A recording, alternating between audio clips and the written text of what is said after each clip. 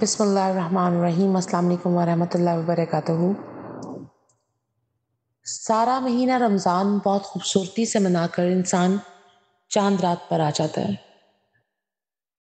اور چاند رات پہ ہم لوگ اپنے سارے کام اکثر انہی راتوں میں کر رہے ہوتے ہیں، آخری عشرے کی یا چاند رات کی۔ معاملہ کچھ یہ ہے، آپ اپنے معاملات کو بھی طے کریں، سارے معاملات کو پورا بھی کریں، لیکن اپنی اجرت لینے کے بعد جو کہ چاند رات میں ہی ملتی ہے،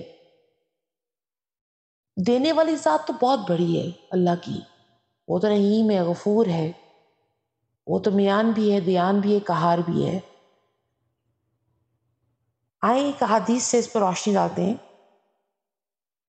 فرمان مصطفیٰ صلی اللہ علیہ وآلہ وسلم ہے، جس نے عیدین کی راتیں یعنی شب عید الفطر اور شب عید الاضحیٰ یعنی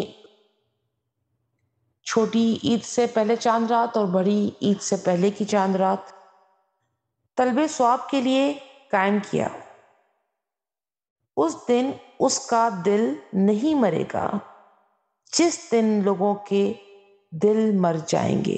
سبحان اللہ، صدقے جاؤں اپنے پیارے آقا کے، اور اللہ تبارک و تعالی ہمیں توفیق عطا فرمائے کہ ہم اپنی محنت کا اور اپنی کی ہوئی محنت کی چھوٹی چھوٹی تمام تر کوششوں کا اور عبادتوں کا اور تمام جو فرائض ادا کرنے تھے اللہ کے حضور، وہ کر کے اس کی اجرت لے سکیں۔